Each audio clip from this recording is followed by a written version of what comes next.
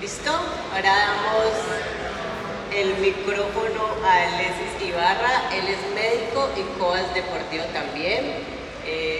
Es fisiculturista y también cuenta con mucha experiencia en este tema.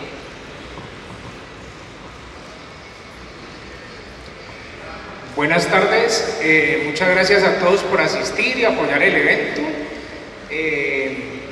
Como ya lo dijo Karina, soy Alexis Ibarra, médico, ex competidor en fisicoculturismo y pues actualmente asesor y preparador en programas de obesidad y de atletas amateurs. Bueno, pues Juan Ricardo me dijo que hiciera un tema acerca de lo que sería el atleta del futuro, dado que aquí estamos en un contexto de deportistas amateurs y que están sentando las bases de su carrera y de lo que pueden llegar a ser el día de mañana. Entonces quise traer como a recopilar pilares y hacer una retrospección de lo que es este deporte desde dos aspectos fundamentales: la evolución farmacológica, que construye los cimientos de lo que estamos viendo hoy aquí, y la evolución económica, ¿vale? Entonces vamos a hacer un recorrido pequeño por todo lo que ha pasado y pues primero les cuento algo de mi historia. Soy médico graduado de la Universidad Libre en el 2014 y como ustedes estuve sentado allí en mi primera competencia en el Califit en el año 2017, donde tuve la oportunidad de quedar campeón absoluto. También tuve un emprendimiento, mi primer emprendimiento de esta industria se llamaba OneFit, no sé si en algún momento lo recuerdan, tenía más de 70 referencias. La última competencia fue el Mr. Olympia Amateur Suramérica en Medellín, en el año 2020, donde me fui a hacer publicidad, imprimí el loguito en una camiseta y me fui a hacer publicidad de mi marca. Como más de uno de ustedes, el día que la construyan o si la están construyendo, lo van a hacer. Por ahí me encontré este negrito, no sé quién sería, también estaba haciendo lo mismo con su marca. De pronto ustedes lo identifican, ¿listo? Y actualmente entonces tenemos otra empresa, la de ahora se llama Gero, Generic Royce o Gero Suplementos. Y actualmente pues llevo más de 60 puestas en tarima de atletas amateurs y sobre todo me enfoco en programas de pacientes de obesidad, de disminución de peso, ahí es donde está como el fuerte. Esta es mi última competencia, la última puesta a punto en 2020, el día antes de salir de viaje para Medellín. Bueno, ahora sí, vamos a hacer un recorrido por el primer pilar de este deporte, que sin él no se podría, que es la evolución farmacológica y hacia dónde va apuntando este deporte. ¿Listo? Entonces, lo primero, aquí quiero, pues puse una frase como para ejemplificar: del pincho a la probeta, más de 50 años de evolución del culturismo, desde la testosterona hasta los nuevos avances en genética. Entonces eso es lo que vamos a ver en este momento. Bueno, todo empezó más o menos en la década de los 30-40, cuando en 1935 Ernst Laskew, el científico que ven allí, logra identificar la hormona característica de las características responsables de las características sexuales y androgénicas de los hombres, la testosterona. Y luego Adolf y Leopold logran sintetizarla y sacarla ya en cantidades industriales para otros usos, inicialmente para pacientes con hipogonadismo. Esto les valió el premio Nobel en 1939. Bueno, inicialmente la testosterona se conoce pues sus características desarrollando masa muscular y desarrollando características sexuales secundarias, con su potencia anabólica induciendo la síntesis de proteínas y también con sus efectos secundarios al suprimir la producción endógena. Bueno, inicialmente la testosterona por sí sola, por fuera, era algo inestable, una molécula que no podía durar más de 10 minutos en tu cuerpo, por lo tanto se tenían que descubrir rápidamente la necesidad de hacer modificaciones químicas, que es donde nacen los ésteres. ¿Para qué? Para aumentar la liposolubilidad, que es la estancia en el tejido graso y que se pueda liberar en mucho más tiempo. 10 minutos de testosterona no te servirían para generar los músculos que necesitas.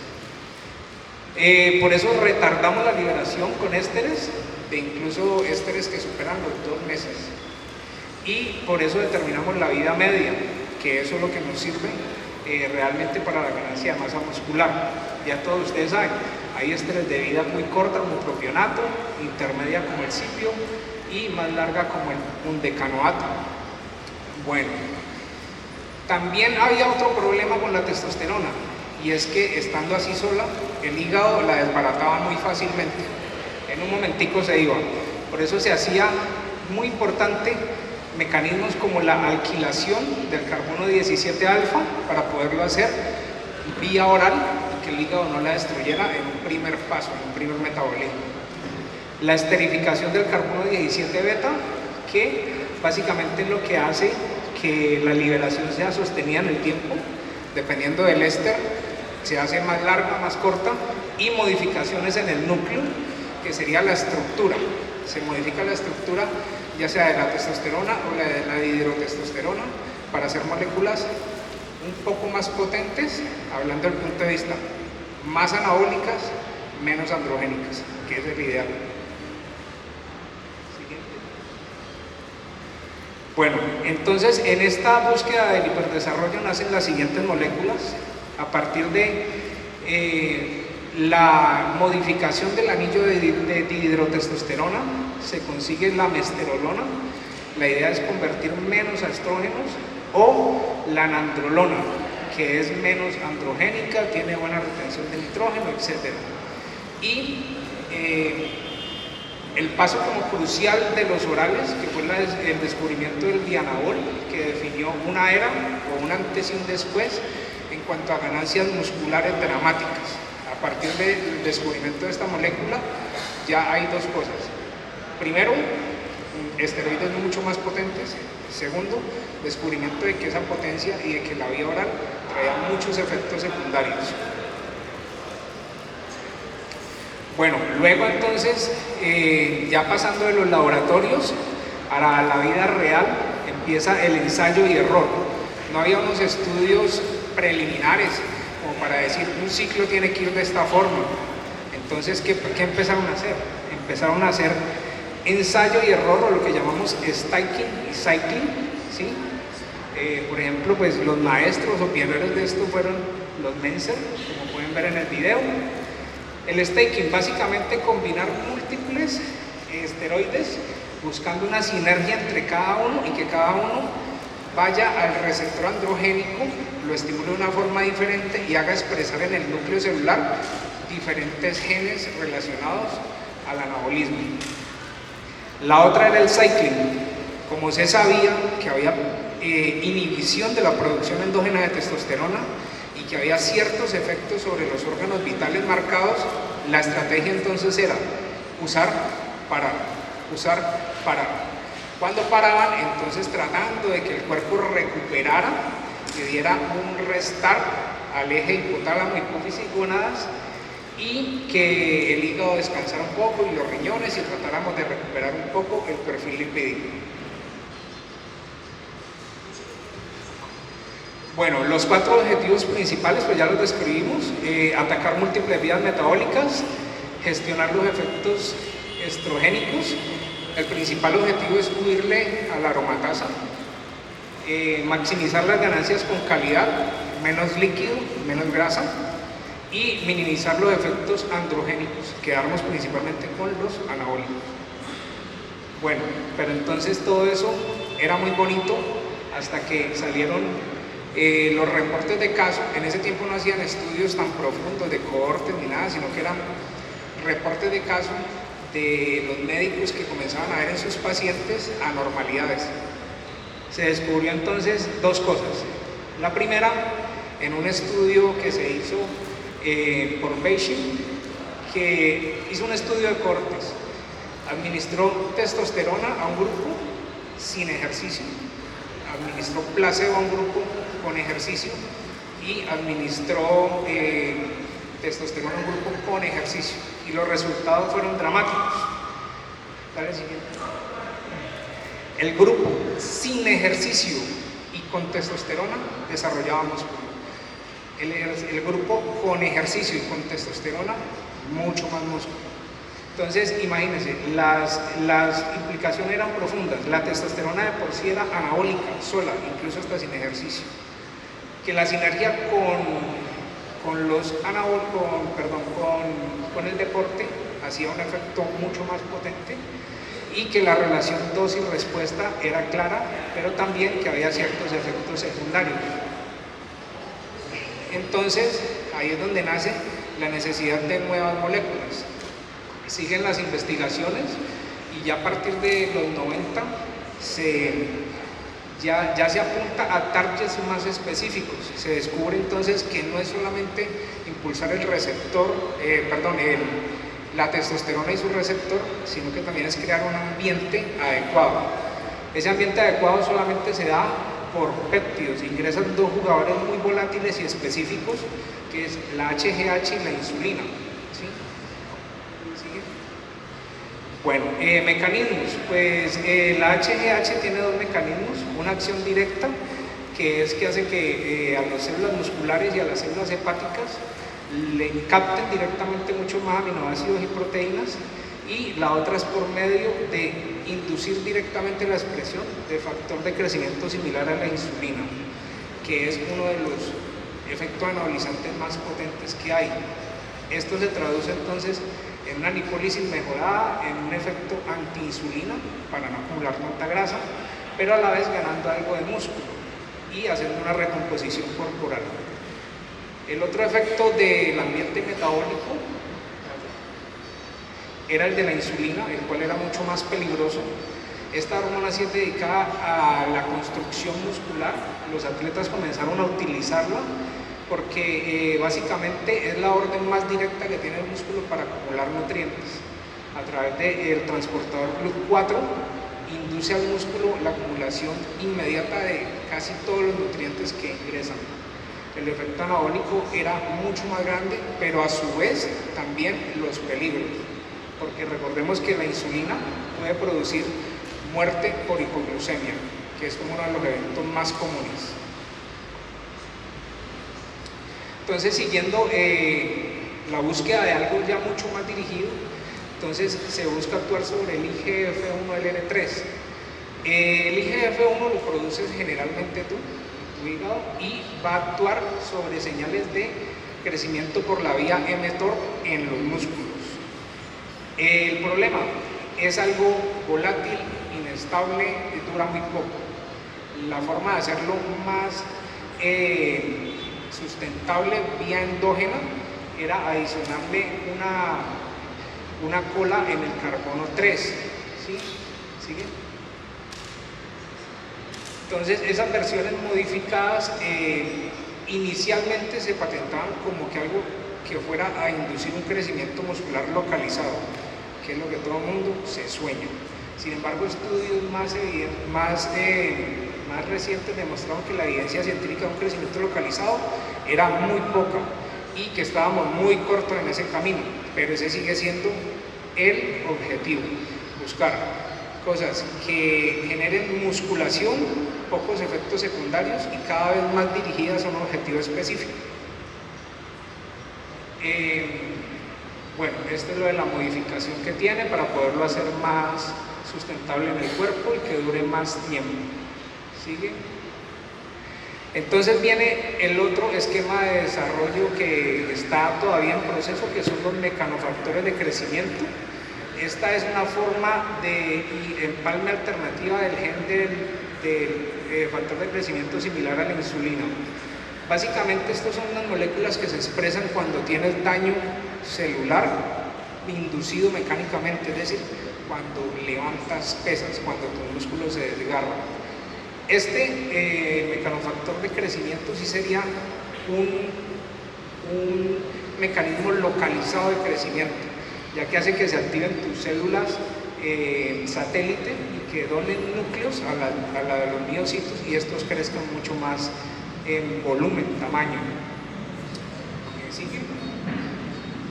Bueno, aquí pues lo que va a estos estudios, que todavía no están en factores comerciales, es que la inyección local de esos mecanofactores de crecimiento sí aumentan el diámetro de las fibras musculares, ¿sí? Está todavía en estudios para poderlo comercializar en humanos, pero esta ya sería como, digamos, algo de lo más cerca a crecimiento muscular localizado, no como lo que nos contó el profe, que ésteres de testosterona inyectados en las pantorrillas, ya vieron lo que pasó, eso realmente no funciona, ¿vale? Cosas localizadas, estamos todavía en pañales. Bueno, aquí vienen entonces las siguientes moléculas, más o menos en la era del 2000, salen los populares SARMs, y aquí quiero que tengan bastante atención en este tema. Moduladores selectivos del receptor de andrógenos. ¿Cuál era la teoría? Que se unían al receptor de andrógenos por una vía diferente a los anabólicos, inducían la expresión de genes y captación de proteínas sin efectos secundarios. Eso es lo que les vendieron, ¿cierto? Bueno, ¿y la realidad cuál es? La realidad es otra. ¿Cuál es la realidad? Casi todos los SARM suprimen la LH y la FSH. Sí suprimen el eje. Todos reducen la testosterona endógena. Todos requieren terapia posible. Toxicidad hepática. Lo principal que te venden, no te hace daño para el hígado. Te los puedes tomar todo el año. Paja. Todos elevan las enzimas hepáticas, inducen colestasis intrahepática igual que los anabólicos y hay reportes de fallo hepático. Bueno, pros, no aromatiza, no se convierte a estrógenos, no es una testosterona directa, ¿vale? La administración oral, eso puede ser un pro para algunas personas y básicamente para tener en cuenta todos los contras.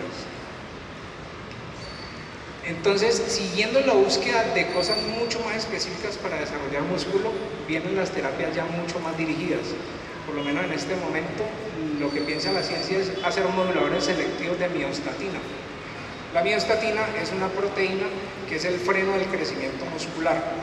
Ella le dice a tus músculos que no crezcan, porque si no tuvieran un freno muscular, pueden desarrollarse demasiado grandes músculos, no solamente los esqueléticos, el corazón, musculatura lisa abdominal y sobre todo cáncer.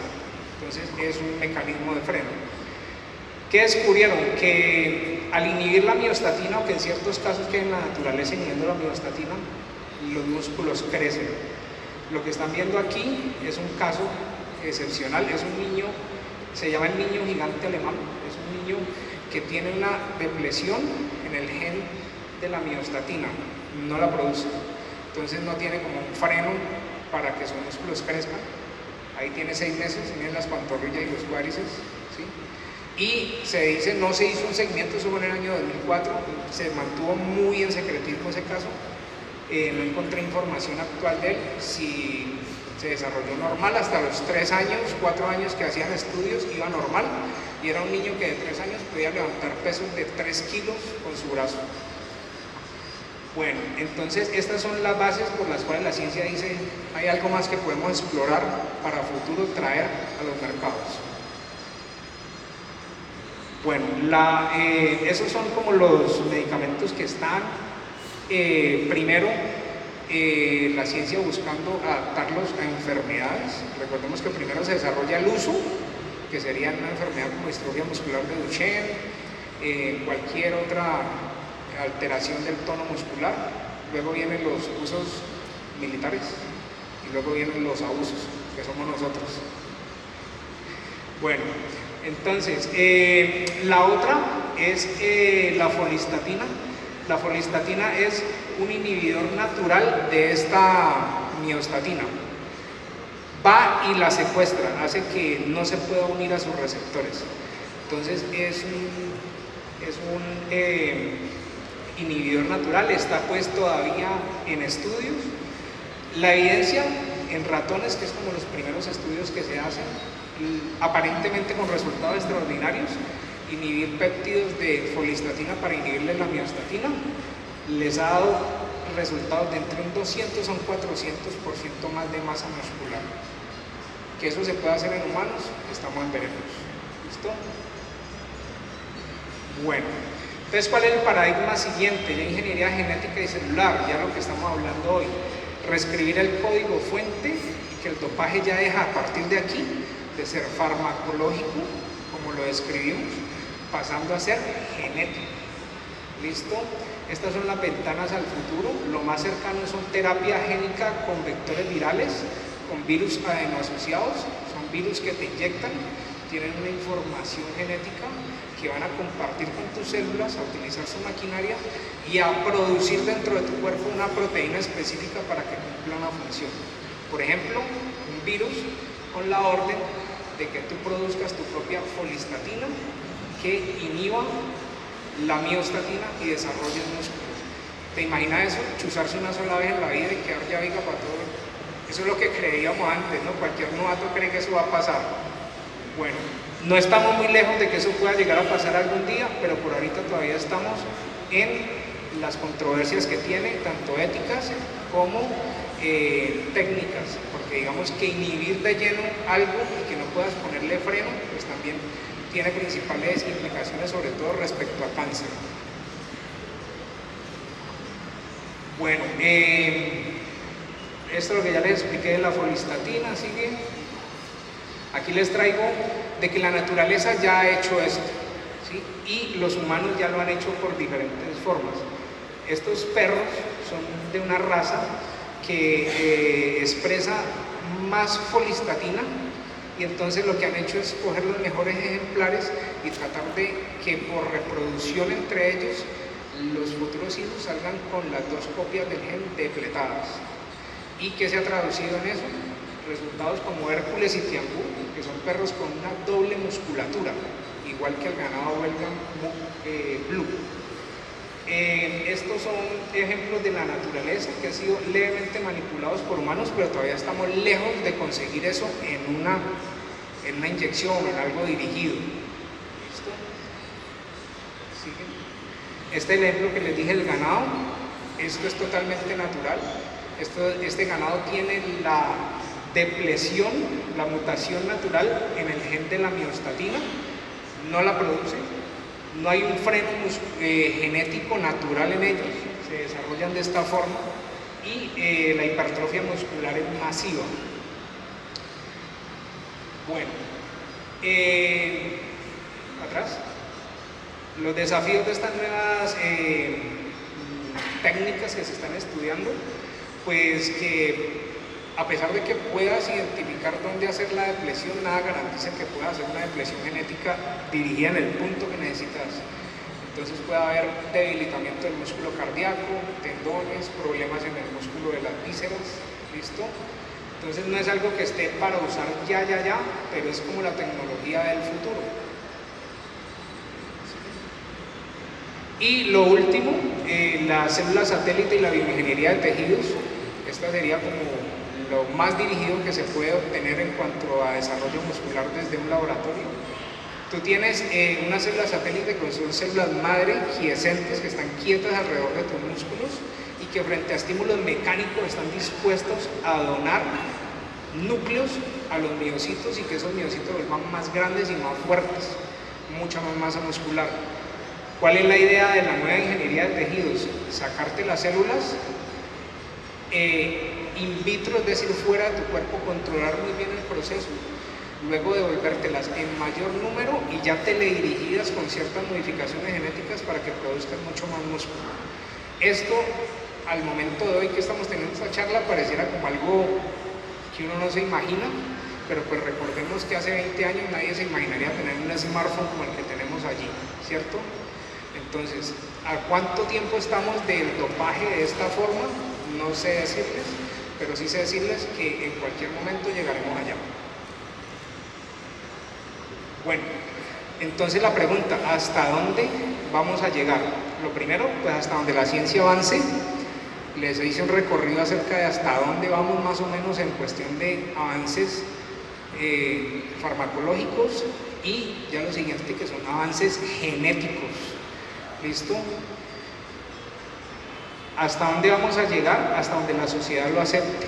¿Se dieron cuenta de los nuevos juegos con dopaje? Hasta hace poco hablar de dopaje era un delito, era antiético y era algo impensable. Hoy en día estamos frente a la posibilidad de que el próximo año en Las Vegas, en el 2026, se realicen los Enhanced Games, primeros Juegos Olímpicos con dopaje total, permitido, patrocinado por los más ricos del mundo. Hasta el hijo de Bill Gates está allí metido. Hasta donde la sociedad lo acepte. Y hasta dónde vamos a llegar, que es el siguiente objetivo de la charla. Hasta donde el bolsillo pueda pagar. Y ahí es donde entramos todos aquí, y entonces viene la segunda parte de la charla, que es la evolución económica que ha tenido esta industria. Porque todo lo anterior no se puede conseguir si no es con billete. ¿Listo? Entonces vamos a recrear desde donde empezamos. Vamos a la evolución económica del culturismo, lo llamé así, del TV de tu abuela a tu smartphone, más de 50 años de evolución, ¿vale? Inicialmente, pues digamos que el culturismo como deporte solamente es visto a partir de los años 60, cuando se presentan los primeros atletas y se desarrolla el Mister Olympia. Antes de eso, en la era de Eugene Chandos, era más como un fenómeno de circo, era como ver a alguien muy fuerte, como más atrás, mucho más atrás.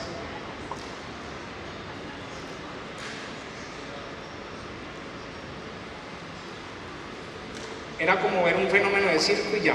Luego ya vienen entonces las competiciones que nacen más atrás, allí, adelante. Bueno, entonces ya vienen las competencias y nace entonces el primer Mister Olympia. ¿Alguien recuerda cuál fue el primer Mister Olympia? ¿Nadie se acuerda cuál fue? No lo vas a mostrar todavía. Vamos a poner esto más dinámico. Vamos a dar un premio de Jero, unas gomas al que diga cuál fue el primer Mister Olympia. ¿Nadie? ¿Nada? Perdido. Bueno, dale. Primer Mister Olympia, Larry Scott en el año del 65 y repitiendo en el 66. Primer Mister Olympia y no le pagaron nada. Segundo Mister Olympia le pagaron más o menos $1,000, $2,000. A hoy serían $16,000. Y descubrió de que desde ese momento ya tenía que ser un deporte sustentado con otra fuente económica, que por sí solo competir y estar metido en una tarima no iba a sostener eso. Entonces, ¿qué empezó a hacer Scott? Comenzó a diversificarse, fue modelo, apareció en revistas, comenzó a hacer presentaciones pagas en gimnasios y aprovechar su figura y su carrera que estaba construyendo al haber ganado un título para generar un ingreso extra. ¿Qué nos enseñó este señor? Que desde el primer Mister Olympia es un ejemplo de que un atleta tiene que ser multipropósito, competidor, modelo y empresario. Si hubiera sido solo competidor, probablemente no hubiera podido hacer nada. Recordemos que en su primer premio le dieron simplemente las gracias, como muchas de las competencias de hoy en día, donde ustedes van y les dan algo mínimo, nunca se ve recompensado lo que invertiste en el proceso, ¿cierto? Bueno, entonces seguimos aquí. A donde nace la diversificación, todo el mundo conoce a este señor, ¿cierto? Es el ejemplo maestro de diversificación, Arnold, Mister Olympia consecutivo del 70 al 75 y cuando regresó en el 80 se lo vuelve y se lo gana. Pero aquí es donde está la transición económica de Arnold. También se dio cuenta de que solo el deporte no valía para sostener el bolsillo. Comienza a influir en el cine, su papel en Conan el Bárbaro le pagó lo de 10 Mister Olympias, $250,000, año 1982, si hoy es plata. ¿Ok? Entonces empieza el efecto Arnold, cómo un atleta puede trascender el deporte y crear un ecosistema de ingresos. Recordemos, tuvo influencia en el cine, cadenas de gimnasio propio, negocio inmobiliario, muchas propiedades, El Arnold Classic, que hasta hoy lo tenemos vigente, o sea, al día de hoy, incluso Arnold desde su casa sigue teniendo una influencia directa sobre este deporte. Y no olvidemos, hasta en la política, 2 veces gobernador del estado de California. Bueno, aquí tenemos los compañeros de Arnold, quienes nos dejaron otra lección. Eran la sombra de Arnold, siempre de segundos, ¿cierto? La única forma de que Franco ganara era que Arnold no compitiera. Fue las 2 únicas veces que ganó. Pero ¿qué nos deja aquí? Y quiero traer a colación de lo que nos explicó el profe Brian, de aprovechar cosas que tienes a tu favor. ¿Qué tenía Lu?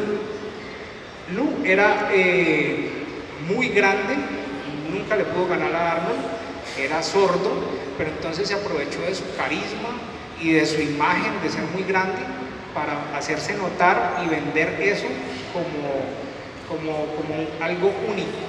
Y entonces influyó en el cine, por eso se ganó el papel en Hulk, todo el mundo lo recuerda. Esa fue su principal fuente de ingresos. Por el Mister Olympia no hubiera podido llegar a mucho. Por acá, por el lado de Franco tenía, era muy notorio en cuanto a su fuerza, digamos que de pronto fue de los primeros powerlifters que podía exhibirse y comenzó esta exhibición en gimnasios. También actuó algo en cine, sí, no fue tonto, siguió a Arnold, si no puedes con tu enemigo únete, le iba muy bien a Arnold, entonces se metió en negocios con él y también estudió quiropraxia y un doctorado en psicología del deporte, entonces se fue por la rama del conocimiento y la ciencia y aprovechó su físico y su trayectoria construida para solidificar otras cosas que podía vender más allá y generar un legado más amplio.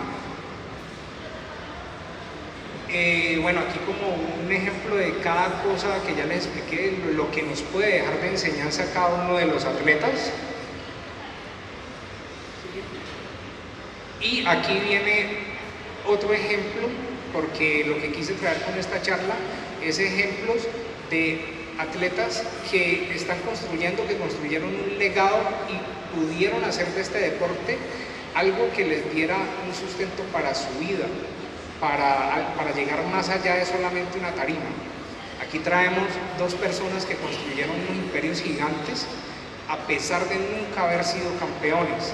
Tenemos a Rhys Gaspari y a Lila Brada, ambos con unas empresas de suplementos que aprovecharon un hueco en el momento de la implementación.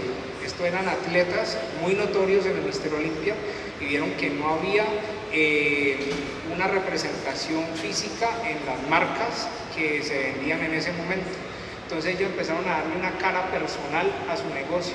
Construyeron un par de marcas millonarias.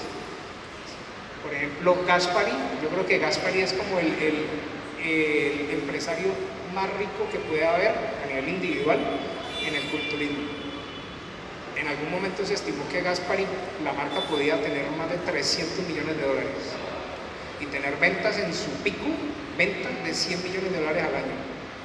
Yo creo que eso es una cosa que solamente es superada por Muscle-Tech. Lila Brada, no tan a grandes cifras como Gaspari, pero también con una marca muy sólida. Todavía, si ustedes ven el Mister Olympia en la actualidad, salen ambas marcas como patrocinadores. Son atletas ya retirados, pero siguen con un legado y siguen generando ingresos de este deporte a pesar de no estar parados en una tarima, que es lo que queremos desde acá con Juan Ricardo y el Califit: sembrar las bases de los deportistas y sembrar las bases de los futuros dirigentes de este deporte. ¿Vale? Bueno, aquí viene la era de titanes, cuando ya viene Ronnie Coleman. Esta es como la figura más representativa, 8 victorias consecutivas, famoso por las cargas súper pesadas que levantaba, sus frases como el Jab Booty, Lightweight Baby, digamos que le dio una identidad de género, pero fue uno de los deportistas que no supo aprovechar su carrera al máximo, o en su momento. Es una enseñanza que queremos traerles para que sepan que no todo depende de la tarima. Todo requiere una planificación, como lo dijo el profesor, años más allá. Miren, él fue un un ejemplo, les cuento un ejemplo aquí de lo que era su vida. Pasa a pequeña escala, pasa a gran escala. Ronnie Coleman, ¿se acuerdan cómo está hoy? En una silla de ruedas, 2019 declarado en bancarrota y con más de $1 millón en gastos, tras 10 cirugías, laminectomías y bueno, todo lo que conlleva un proceso de esa magnitud y en Estados Unidos, que todo es carísimo. Bueno, entonces aquí, ¿qué nos deja de enseñanza el legado de Coleman? Fue un gran nombre, pero con una cuenta de banco discreta. Entonces no todo puede depender del escenario, tienen que tener una planificación a futuro. ¿Seguimos? Bueno, aquí vemos lo que lo llevó a sus lesiones, sus grandes pesos. Y aquí vemos lo siguiente, la era de Titanes, alguien que estuvo allí a la sombra de Coleman, pero que supo hacer las cosas diferentes. A pesar de que no es el rey de las tarimas, tiene la mitad de títulos que Coleman, solo 4 Mr. Olympia, pero Jay Cutler supo desde el día 1 cómo enfocar todo su conocimiento, cómo enfocar su imagen para construir una marca y un legado duradero a largo plazo. Cutler hizo desde el principio colaboraciones con marcas como Muscletés, pero se dio cuenta que debía construir algo propio y saca la marca Cutler Nutrition. Y quizás es el pionero en cuanto al desarrollo de un sitio web pago. Tal vez la primera página que se desarrolló de asesorías y de mentorías y de pago fue la de Jay Cutler. Es una página que genera $millones y es un ejemplo de que la longevidad financiera requiere planificación durante la carrera, algo de lo cual ya nos ejemplificó el expositor pasado. ¿Sigue? Bueno, aquí tenemos la nueva era, la rivalidad entre Phil y Kai. Bueno, estos son dos ejemplos también de que, digamos, ser campeón y ser subcampeón no necesariamente definen tu éxito. Phil pasó del baloncesto a convertirse al fisicoculturismo y a crear marcas propias y a partir de sus títulos, sus 7 títulos, crear algo que generara un legado. Mientras que Kai, una persona que ha pasado por muchas dificultades desde un orfanato, siempre mantuvo como sus pilares y su vocación a ser un artista. Aparte de ganar, también quería ser un artista y mostrar otra cara del culturismo. Eso lo aprovechó a su favor a pesar de nunca ganar un Mr. Olympia y entonces comenzó a hacer contenido en redes sociales y contenido propio y atraer mercado a través de YouTube y le ha generado también casi la misma fortuna que a Phil. Aquí los tenemos en números, vemos acá 7 títulos de Mr. Olympia contra 0, pero ambos con cuentas de banco muy jugosas. Entonces son ejemplos de que no solamente el título y la tarima te pueden dejar un trofeo en este deporte. Bueno, aquí venimos entonces al nuevo paradigma, a cuando se rompen como las estructuras de la tarima, cuando el juez ya no está en una tarima sino está en un teléfono. Entonces venimos a la nueva era del fitness. Ya la gente quiere comprar otra cosa, no el fisicoculturista grandísimo, sino algo más alcanzable. Aquí vienen entonces, de pronto Cis fue el pionero de esta tendencia, un tipo que nunca pisó una tarima, nunca fue competidor, pero que supo entender que a través de las redes digitales nacientes podía llegar a múltiples personas, generar una tribu, generar una audiencia y poder vender algo y monetizar y ganar trofeos, que el trofeo no solamente lo entregan en una tarima. ¿Listo? Ya murió, todos sabemos la historia, pero su legado que nos deja es que la construcción de una tribu es fundamental. Otros personajes influyentes, Lázaro Angelo, una persona que supo construir un físico durante un momento, como el profesor anterior lo explicó. Esta carrera no la puedes sostener toda la vida, el precio que pagan tus órganos, el precio que paga tu bolsillo y tu mentalidad en esto es agotador. Entonces, ¿qué vas a hacer durante el momento que estás en tu cúspide para poder sostener algo más allá? Entonces, Lázaro es un ejemplo de eso, hizo su marca, se especializó, se segmentó en un mercado y lo supo vender. Las mujeres no se quedan atrás, tenemos ejemplos como Eva Andresa, que tal vez es la reina de redes, es la que tiene más seguidores, creo que tiene 20 y algo millones de seguidores, eso es una facturación impresionante, pero en un Mister Olympia novena. Entonces, digamos, trae a colación de que el título no refleja el éxito, ¿vale? Las que quedan de número 1 en Mister Olympia puede que estén pasando por problemas financieros en este momento. Eva Andresa no lo está. Michelle Lewin, también muy conocida, una venezolana, tampoco ha pisado tarimas como en Olimpia, ha pisado tarimas en otras federaciones, en otras categorías, mucho más discretas, pero ha sabido aprovechar su perfil para influir en las personas y mostrar un cambio de antes y un después. Todos recuerdan que no era una persona con mucha genética, pero ha logrado por medio de la disciplina lograr un físico que es el ejemplo de muchas personas. Bueno, con todo eso que hemos hablado, pues siempre pensamos, ¿y hay alguien que pueda reunir todas las características juntas a la vez? Por supuesto que sí, ya saben quién. Chris Buster, la síntesis perfecta del atleta del futuro con alma del pasado.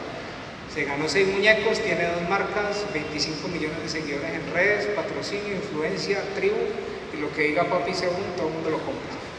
¿Ok? ¿Sí o no? Entonces, este es el arquetipo completo de un atleta del futuro, alguien que ha sabido llegar al título, que ha sabido explotar el título para llegar a la gente, que ha sabido en qué momento salir, porque ya se retiró, y en qué momento construir algo para su futuro, ¿vale?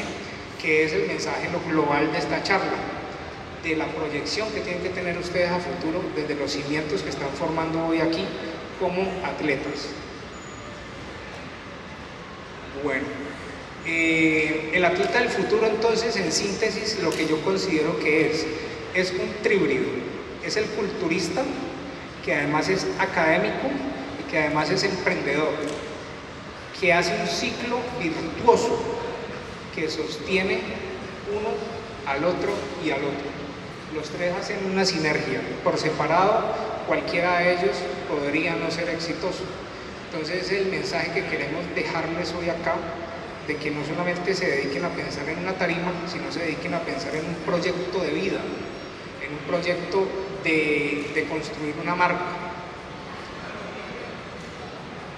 Entonces, ¿qué es lo que la gente quiere comprar hoy? Tienes que identificar eso. Tal vez esto era lo que querían comprar antes. Un físico-culturista grandísimo, simétrico,